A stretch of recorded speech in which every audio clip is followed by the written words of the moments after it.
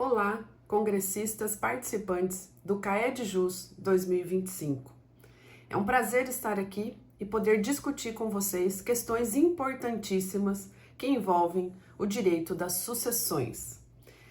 Um minuto para eu me apresentar, porque afinal de contas, na área acadêmica, a nossa experiência conta muito. Então, muito prazer, meu nome é Clarissa Botega, eu sou advogada e professora universitária do Centro Universitário Investe Univest, na cidade de Cuiabá, estado de Mato Grosso.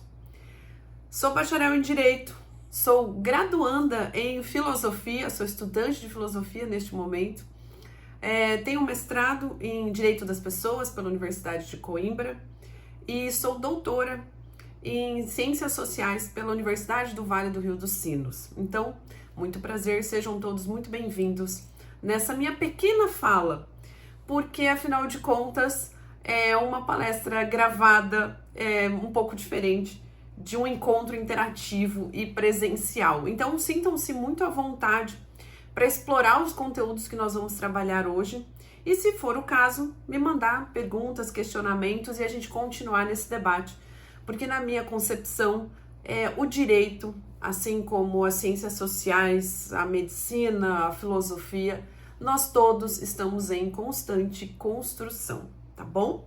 Então, eu vou conversar com vocês hoje aquilo que é da minha área. Eu sou professora de Direito de Família e Sucessões, atuo nessa área na minha vida profissional como advogada. Então, me propus a conversar com vocês hoje com a palestra que eu coloquei como tema Concorrência Sucessória do Cônjuge Sobrevivente com os Ascendentes do Falecido, ou da falecida, né? Sempre que vocês observarem que eu estou olhando aqui a tela do meu computador, é porque, como professora, nós temos uma mania de, às vezes, desvirtuar o tema e começar a conversar sobre outros assuntos. Então, é importantíssimo que a gente tenha um plano de aula, ou então, como é o caso aqui, um roteiro da nossa palestra. Bom, concorrência sucessória do cônjuge sobrevivente com os ascendentes do falecido. Mas o que isso tem de importante? A primeira pergunta é essa. Por que estamos aqui discutindo concorrência entre cônjuge sobrevivente ou companheiro, tá, senhores e senhoras? Todas as regras hoje que a gente usa na sucessão do cônjuge, nós estamos aplicando na sucessão do companheiro, da companheira. Então, tudo que eu falar aqui para vocês, para não ficar repetitivo, cônjuge, companheiro ou companheira, eu vou me referir a cônjuge, tá bem? É o cônjuge sobrevivente, por óbvio, né? Mas eu estou incluindo, sim, o companheiro e a companheira, derivada aí de uma relação de união estável. Mas então a pergunta que se faz é, por que estamos discutindo isso hoje, né? Não é uma discussão nova, devemos apontar que essa é uma discussão já muito antiga, né? De muito tempo. Porém, hoje, a sociedade está em constante transformação, como eu disse logo no começo, mas é importante registrar aqui a taxa de natalidade dessas relações de casamento e união estável que vem caindo. A taxa de natalidade das pessoas que vivem em uma relação matrimonial ou convivencial vem caindo. A mulher foi para o mercado de trabalho, atrasou um pouco a concepção e acaba que quando ela decide, né, quando o casal decide ter filhos, talvez venham alguns problemas de saúde, mas enfim, não é esse o objetivo. Qual é o objetivo? O objetivo é mostrar para vocês que de um tempo para cá, mais precisamente de uns 10 a 15 anos para cá, nós estamos vendo no processo judicial, no inventário, muitas situações onde o casal não deixa filhos, né? O casal, um dos cônjuges falece e não tem filhos. E essa é a situação que eu me propus a discutir com vocês. Quando o casal que vive numa relação matrimonial, uma relação de casamento ou uma relação de união estável, um dos dois falece, como é que nós vamos fazer a divisão dessa herança? Bom, várias possibilidades. Eu trouxe aqui uma para a gente discutir hoje. Qual é a possibilidade que eu estou trazendo hoje? É a concorrência sucessória do cônjuge ou companheiro sobrevivente com os ascendentes do falecido ou da falecida. Mas quem são esses ascendentes? Portanto, lá no Código Civil, vou agora colar aqui o número do artigo 1591, do Código Civil traz lá a disposição em relação a quem são os nossos parentes. Também não vamos aprofundar aqui, eu vou focar no tema da palestra. Lá vai me dizer que os ascendentes são os nossos parentes. Lembrando que aqui, para a gente conversar sobre a sucessão do cônjuge ou companheiro em concorrência com os ascendentes, o pressuposto é que não tenha descendentes. Então, eu não tenho filhos, eu não tenho netos, eu não tenho bisnetos, eu não tenho trisnetos, ou seja, na linha reta descendente, esse falecido não deixou nenhum herdeiro. Nós não temos. Porque lá no artigo 1829, que trata da sucessão, né, o primeiro grau de chamamento da ordem de vocação hereditária são os descendentes. Então, aqui nós não temos descendentes. Se eu não tenho descendentes, quem é que eu vou chamar? No segundo, na segunda ordem de vocação, no segundo grau de chamamento dos herdeiros para herdar, nós temos os ascendentes. Mas por que os ascendentes estão ali? Porque os ascendentes são considerados pelo artigo 1591 parentes. Parentes que podem ser parentes consanguíneos, que seria o pai ou mãe biológico, ou outra origem, que seria a adoção, o parentesco decorrente de uma relação socioafetiva, tá bom? Não entram aqui os parentes por afinidade, vamos lembrar, a sogra é parente, linha reta, ascendente, mas ela é por afinidade. Por afinidade, nós ainda não temos previsão de herança, tá? A herança, ela se transmite aos herdeiros, aos parentes consanguíneos, ou por adoção, e aí impede igualdade, né? Ou hoje em dia por socioafetividade, né? Que seria o chamado parentesco civil. Então, voltando. Os ascendentes estão previstos na lei como parentes. Esses ascendentes não têm limitação de grau. Ou seja, estou dizendo para vocês que meu pai e minha mãe são os meus ascendentes em linha reta, primeiro grau, mas não para por aí. Eu tenho vovó, bisavô, bisavó, trisavó e todos os outros que estiverem vivos, porque vamos lembrar uma outra regrinha do direito sucessório: a sucessão se transmite àqueles herdeiros que se encontram vivos no momento da transmissão da herança, que é o evento mod, quando ocorre o falecimento. Então, quando você falece, quem são os seus parentes vivos? Essas pessoas é que serão consideradas possíveis detentores de um direito sucessório. Então, voltamos. Estamos aqui discutindo cônjuge sobrevivente ou companheiro sobrevivente em concorrência com os ascendentes. Primeiro pressuposto, eu não tenho descendentes. O cônjuge ou companheira que faleceu não deixou descendentes. Não importa se o outro tem um filho de outra relação, tá bom? Isso não importa. O que importa é aquele que faleceu. Não tem filhos com esse, nem com outra pessoa. Não tem filho nenhum. Não tem neto, não tem bisneto, tá bom? Esse é o pressuposto.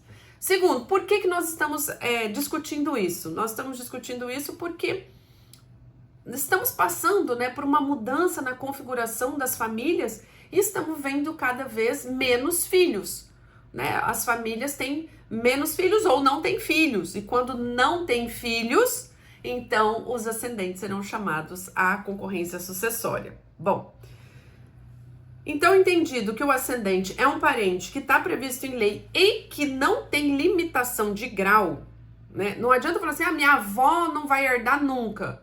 Sua avó eventualmente poderá herdar se vários requisitos forem preenchidos ao mesmo tempo. Por exemplo, você não tem filhos, você não tem pai e mãe vivos, e de repente tem só um vô ou uma avó e você é casado ou casada. Eventualmente essa avó poderá sim receber herança, tá bom? Devo dizer isso. Mas o meu objetivo aqui é trabalhar aquelas questões mais comuns, que são a concorrência entre o cônjuge sobrevivente, companheiro ou companheira sobreviventes, com os pais do falecido. Sim, os pais, os genitores, os ascendentes de primeiro grau. Aliás, se eu fosse discutir além disso, a gente teria que ter outra palestra, tá bom? Então vamos lá, como é que funciona essa regra? Em primeiro lugar, eu devo dizer para vocês, não importa aqui o regime de bens. Eu vou ler o artigo 1829, inciso 2, para vocês entenderem, escutem. 1829 do Código Civil, a sucessão legítima defere-se na ordem seguinte. 2. Aos ascendentes, em concorrência com o cônjuge. Então vejam, o código, ele não traz um requisito de regime de bens, igual acontece com a concorrência com os descendentes, que é o inciso 1. Ali tem várias particularidades dependendo do regime de bens. Aqui não se considera o regime de bens. Agora, você que está me assistindo, cuidado, não confunda meação com herança. Você não pode confundir meação com herança, mesmo porque, queridos, na meação não incide imposto de transmissão causa-mortes. Senão você está dando prejuízo para o seu cliente. Incide imposto sobre herança. Então, peraí. Mas, professora, eu não estou entendendo nada. Calma. Vamos pegar o regime de bens que é o mais comum utilizado no Brasil atualmente, que é a comunhão parcial de bens.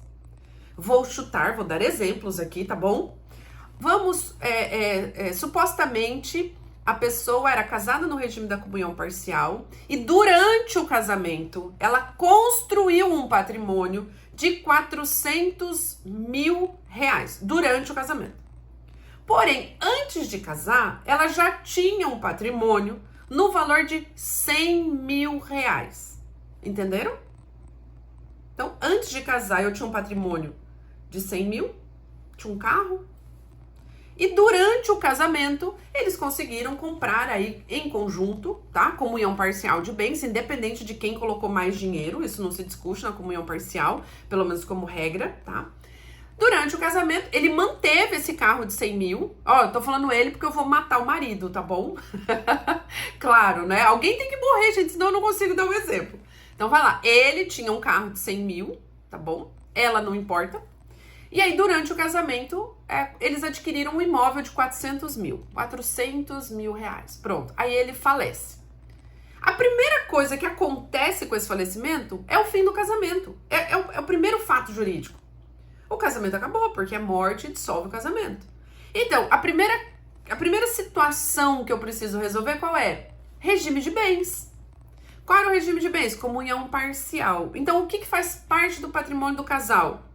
Os 400 mil. Os 100 mil que era dele não entra, lembra? Comunhão parcial. O que é antes do casamento não comunica. O que acontece, o que gera, o que cresce durante o casamento comunica. Esses 400 mil eu vou dividir ao meio. Metade é dela, não incide imposto. E a outra metade é do falecido. Então, olha só. Ela já tem 200 mil no bolso, que é dela, direito próprio, tá? E ele tem 200 mil do casamento da meação e mais os 100 mil que ele já tinha antes de casar. Se nós fôssemos aplicar o inciso 1, se essa concorrência fosse com os descendentes, nós teríamos um problema. Porque ela, o cônjuge sobrevivente, não herdaria sobre essa totalidade. Existe uma diferença. Tem uma regrinha bobinha que ela fala assim, ó. Aquilo que você, concorrendo com descendentes, aquilo que você meia, você não herda. O que você herda, você não meia. Existem várias exceções a essa regrinha, mas é uma regrinha que é legal a gente ter assim, mais ou menos na cabeça. Bom, isso se fosse no inciso 1. Como é no inciso 2, e tá escrito assim, a concorrência, a sucessão legítima defere-se na seguinte ordem. Aos descendentes, em concorrência com o cônjuge. Não fala regime de bens. Então, caros congressistas, eu vou pegar esses 300 mil, 200 da meação, mais 100 do patrimônio particular, eu vou juntar. Isso aqui vai virar um espólio no valor de 300 mil. E como ele tem vivos, supostamente, é o meu exemplo, pai e mãe, nós vamos dividir esse valor em 3.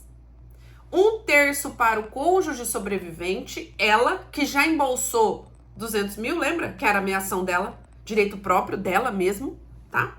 Vai receber mais 100. O pai dele vai receber 100 e a mãe dele vai receber 100 mil reais. Aqui não se separa o que meou ou o que não meou. Aqui a regra é mais simples. Aqui a regra é extremamente simples. Qual é o grande problema aqui? O que eu tenho me deparado é com questionamentos quando o regime é de separação de bens. Porque, veja só, se você casou no regime de separação de bens, não existe meação. Não existe patrimônio comum, via de regra. Nós estamos aqui no regime de separação absoluta de bens. Estou falando do regime de separação voluntária. Supostamente, se durante o casamento ela adquiriu apenas 100 mil reais do serviço dela, do trabalho dela, não sei, e ele 500 mil reais, o que vai pro espólio dele? 500 mil reais. E aí, às vezes eu vejo discussões processuais querendo a metade disso aqui. Não é a metade, meu bem. Esses 500 mil serão divididos em 3. Claro, se tiver o pai ou a mãe vivos. Eu já vou dar um exemplo se um dos dois tiver falecido antes, tá? Não tem meação no regime da separação de bens. Então, todo o patrimônio daquele cidadão vai ser levado para o inventário. E aí nós vamos pagar imposto aqui sobre os 500 mil. No caso da comunhão parcial, aqueles 200 mil que ficaram para ela não incide imposto. Ó, isso é muito importante. Eu vejo pessoas aí com dificuldade de compreender que sobre a ameação, me desculpe, sobre a ameação não incide imposto. Mas, professora, onde que eu faço esse cálculo? Esse cálculo você vai fazer dentro do processo de inventário. É lá que você vai dizer para o juiz, isso aqui é meação, não incide imposto. Isso aqui é espólio. Sobre esse valor aqui, nós vamos calcular o ITCMD. E aí o ITCMD é estadual, né, pessoal? Vou beber uma aguinha, porque até no virtual a gente precisa.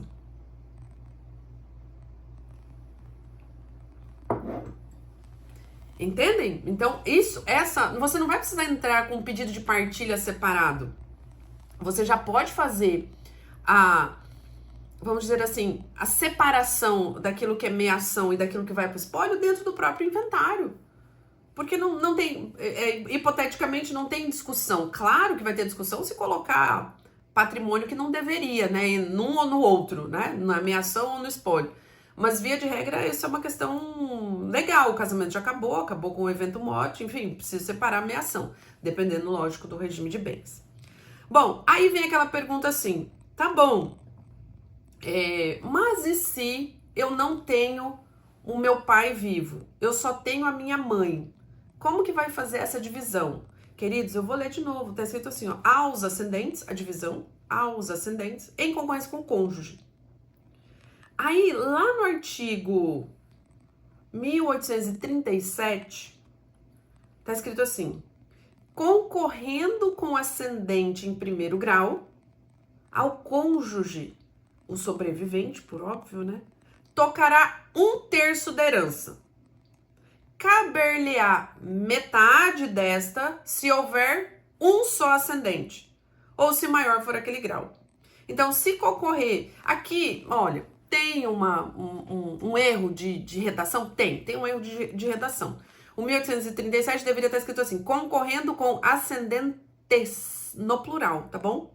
Mas precisamos fazer uma interpretação teleológica, sistemática, entender todo o processo do direito de família e sucessões para a gente concluir que quando fala assim, concorrendo com ascendente em primeiro grau, ao cônjuge tocará 1/3 da herança, é porque eu tenho pai e mãe vivos. Então eu tenho os 3, aí vai ficar 1/3, 1/3, 1/3. Porque se só tiver um, é a parte final ali, ó. Caber-lhe-á metade desta se houver um só ascendente. Então, se eu tiver só a mãe viva, meu cônjuge sobrevivente, metade da herança para cada um. Se eu tiver só o meu pai vivo e o cônjuge sobrevivente, metade da herança para cada um. É isso que está escrito ali. Caber-lhe-á ao cônjuge sobrevivente. Podemos fazer outras considerações, né? Ali no 1837, fala assim, concorrendo com ascendente em primeiro grau, ao cônjuge tocará 1/3 da herança. É o cônjuge sobrevivente, né, pessoal? Não é o cônjuge que faleceu, óbvio. Por isso que eu digo que a hermenêutica jurídica, você estudar o sentido das palavras, o sentido da escrita, né? Aí eu já vou para análise de discurso, né? Quem é que fez esse projeto? Quem é que escreveu essa legislação, essa proposta legislativa, né? É importante para a gente entender o contexto. Porque se você pega um artigo único, extrai ele do meio em que ele se encontra e tenta dar uma explicação, vai faltar argumento, tá? Então aqui nós temos 2 erros. O primeiro é que a primeira palavra grafada ascendente deveria ser no plural e o cônjuge que está ali é o cônjuge sobrevivente, então faltou qualificar. Mas enfim, é possível que a gente compreenda o sentido dessa norma sem precisar muito alarde. Então, bom, já sei, se eu tenho pai e mãe vivos, casado ou vivendo em união estável, um dos dois faleceu, então eu tenho companheira sobrevivente ou cônjuge sobrevivente, concorrendo com pai e mãe, 1/3 da herança para cada um, resguardada a meação. Aí vai depender do regime de bens. Lá na meação, aqui não me interessa. Aqui a herança é só uma, junta tudo e entrega aqui, 1/3 para cada um. Se por acaso eu só tiver pai ou mãe e o cônjuge, é metade da herança para cada um. Tudo bem, mas e aí se eu não tenho pai e mãe vivos? Se você não tiver pai e mãe vivos e nenhum ascendente vivo, a herança vai ser entregue na totalidade para o seu cônjuge, tá? O sobrevivente. Mas, eventualmente, se você tiver vivos, por exemplo, avós ou avós, aí a gente vai para essa partezinha final aqui do 1837, tá? Vai caber a metade da herança para o cônjuge sobrevivente se houver só um ascendente ou se maior for aquele grau. Ou seja, se você tiver fazendo uma concorrência sucessória de cônjuge sobrevivente com ascendente de 2º grau ou mais. Quem são os ascendentes de 2º grau? Os avós. De 3º grau, os bisavós. De 4º grau, os tataravós e assim por diante. Vamos ficar aqui no 2º grau?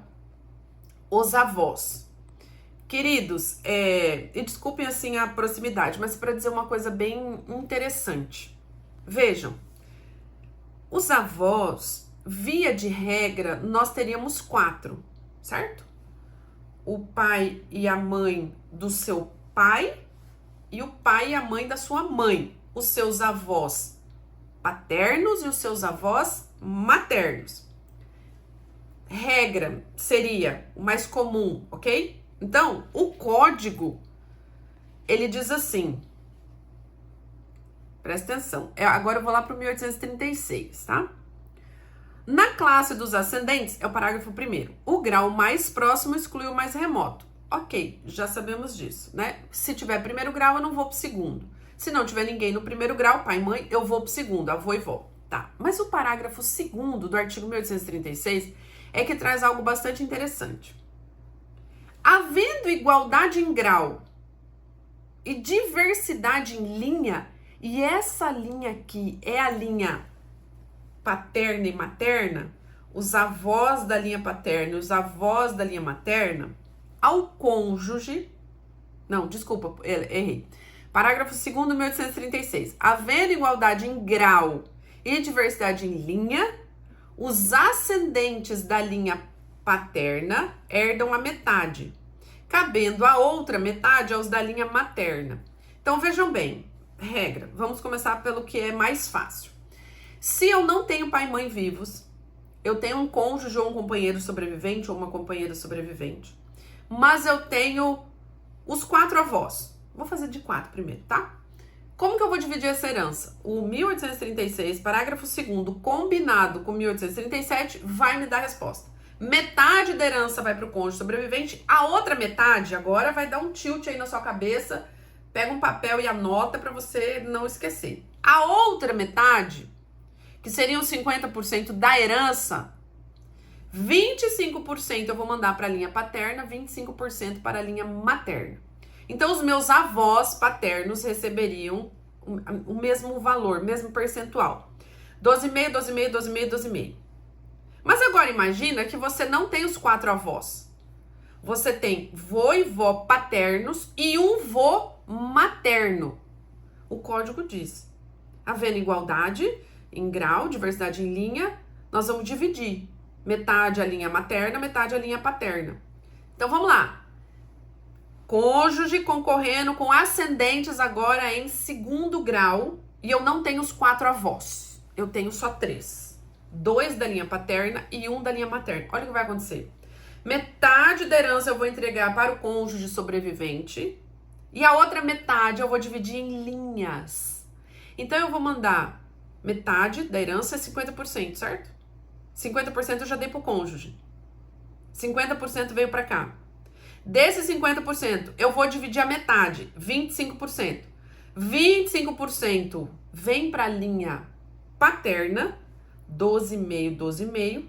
E 25% vão para a linha materna. Ou seja, esse avô materno vai receber 25% da herança. E esse 12,5, o cônjuge, 50%.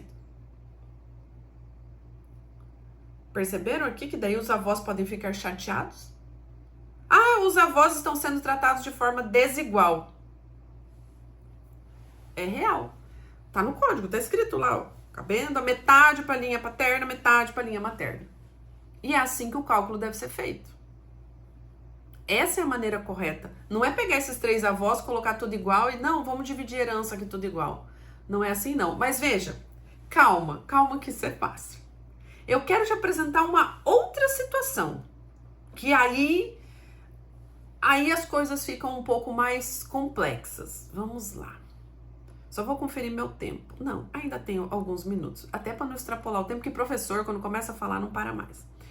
O que eu quero te propor agora para refletirmos juntos é a seguinte questão.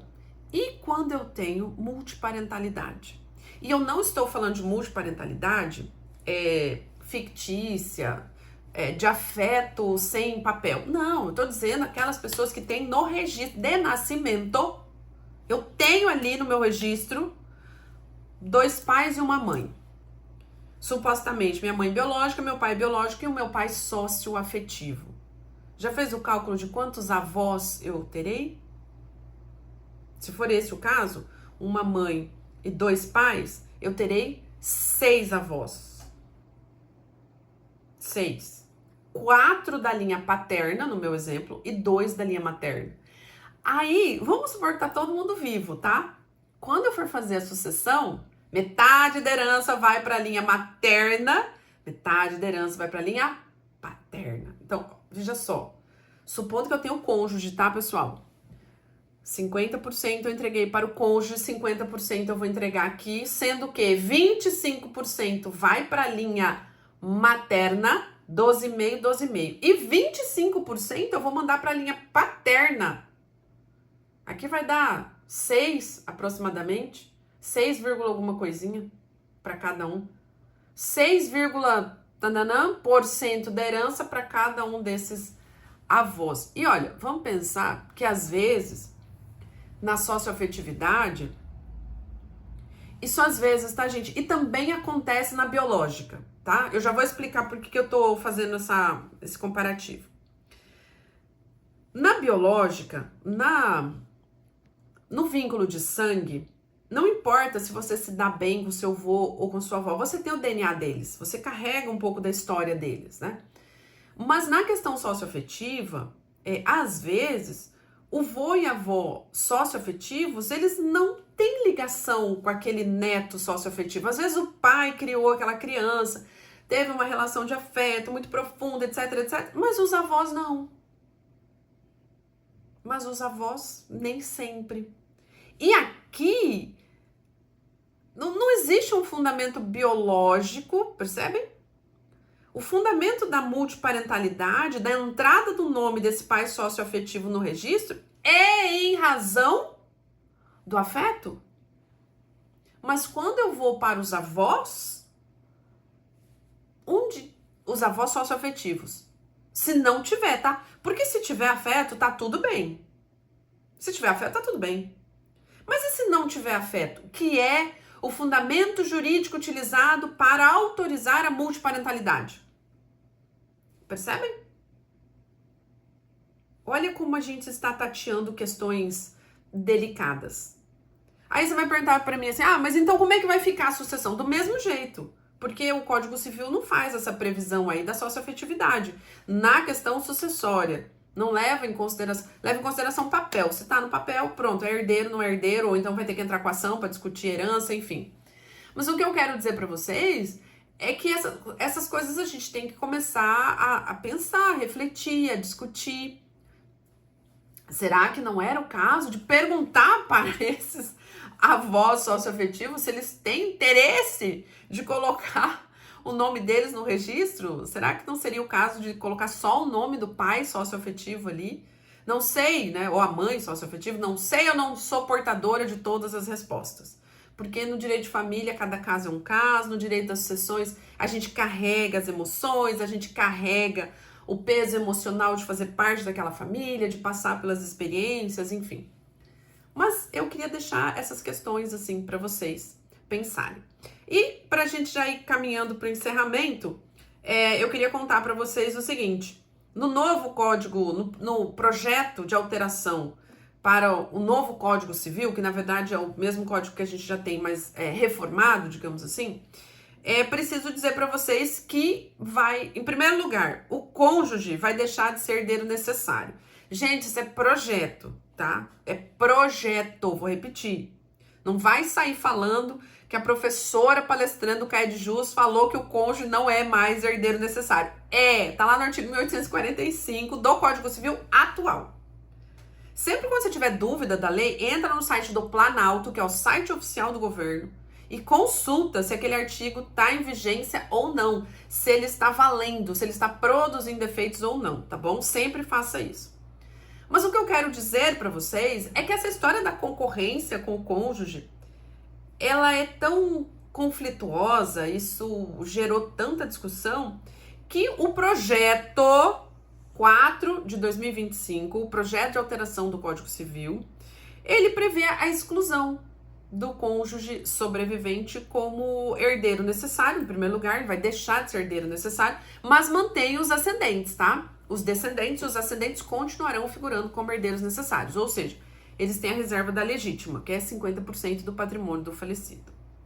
E lá no artigo 1829, o cônjuge vai deixar de concorrer à herança, tanto com descendentes quanto com os ascendentes. Ou seja, são duas mudanças, não é uma mudança só. Duas, importantíssimas para o assunto que nós estamos tratando neste momento. Existem outras alterações importantíssimas no projeto 4 de 2025, mas para o que eu me propus aqui a apresentar para vocês, penso que essas são as duas mais importantes, assim, que podem refletir um impacto maior. Primeiro, cônjuge e companheiro deixarão de ser herdeiros necessários. O companheiro até hoje tem aquela discussão, se é ou se não é, se é ou se não é, enfim. Uma outra palestra talvez. Mas o cônjuge vai definitivamente deixar de ser herdeiro necessário quando o projeto for aprovado. E além disso, ele vai deixar de concorrer. Então, o artigo 1829, caso o projeto seja aprovado, vai passar assim, ó: a sucessão legítima defere-se na ordem seguinte: 1. Aos descendentes, ponto. Esquece aquela discussão, regime de bens, faz isso, faz aquilo, bota o cônjuge, tira o cônjuge, não vai ter mais isso. E 2, aos descendentes, ponto. Então não vai ter mais concorrência. Veja só, se você é casado ou vive união estável, vamos observar qual é o regime de bens, entregar a meação se houver, e toda a sua herança será entregue aos seus descendentes ou ascendentes. Por exemplo, pai e a mãe, como eu acabei de dizer aqui para vocês. O cônjuge vai ficar fora da herança. Ele vai herdar, ele vai mear, mas ele não vai herdar. No projeto. Veja que eu tô repetindo toda hora para ninguém esquecer. No projeto. Então o cônjuge vai deixar de ser herdeiro. Não, não vai deixar de ser herdeiro. Ele tá no inciso 3 do 29. Hoje, o cônjuge herda tudo do cônjuge ou companheiro falecido, se não tiver descendentes nem ascendentes. Aí ele herda tudo. Aqui vai continuar assim. Se não tiver descendentes nem ascendentes, o cônjuge vai continuar ali a gente chama de terceira ordem, né? Na ordem de chamamento, ele vai continuar sendo o terceiro a ser chamado. Ou seja, não tem filho, neto, bisneto, trisneto. Não tem pai, mãe, avô, avó, bisavô, bisavó. Chama o cônjuge para herdar a totalidade, toda a herança. Então ele não deixa de ser herdeiro. Mas o que vai deixar de acontecer? Ele não vai concorrer com os ascendentes, ele não vai concorrer com os descendentes também. É uma mudança de concepção bem pontual, me parece. Eu não sei, eu vou deixar até registrado isso, né, para o futuro. Não sei se tamanha alteração vai ser aprovada assim no Congresso com tanta facilidade, né? Porque nós estamos tirando uma conotação importante do cônjuge, né, do companheiro. Tá tirando ele de uma posição até privilegiada. Mas é o projeto que nós temos hoje e, claro, existem diversas justificativas Existem diversos doutrinadores que defendem isso ou aquilo, ou enfim. Mas é o que temos, tá bom? Então, eu queria deixar essa mensagem final para vocês, no sentido de pensarmos em conjunto as alterações estruturais, né, das famílias na realidade, como isso impacta, né, no direito sucessório, no direito das famílias. Queria mostrar um pouco para vocês que essa concorrência entre cônjuge, sobrevivente e os ascendentes é uma realidade. Hoje a gente tem diversos processos que discutem esse tipo de relação, então a gente precisa ter o domínio, a gente precisa entender como que isso funciona, para que a gente possa até esclarecer as pessoas, que a gente possa auxiliar para tentar evitar um conflito maior, né? Porque às vezes eu me deparo com pessoas que falam assim, não, mas o cônjuge não tem direito, ou então meu pai não vai receber minha herança. Depende, né? Depende de um X número de fatores, e se esses fatores todos se encontrarem, sim, eles vão ter direito à herança. Então é importante que nós, que atuamos aí no direito das famílias, no direito das sucessões, tenhamos essa sensibilidade de compreender os institutos, desculpe, de refletir sobre a importância, sobre a relevância, sobre a utilidade dos institutos que nós temos hoje. E, enfim, fica aqui essa minha singela palestra, essa singela contribuição. Agradeço a todos que assistiram de alguma maneira, agradeço a você que está assistindo a minha palestra, agradeço muito aos organizadores do CAE de Jus. É sempre um prazer falar com a comunidade acadêmica. Fico à disposição, caso tenham dúvidas, caso queiram esclarecer alguma coisa, caso queiramos pensar juntos soluções alternativas para essas questões. Fico à disposição de todos vocês, espero que todos tenham um excelente Congresso CAE de Jus 2025. Muito obrigada!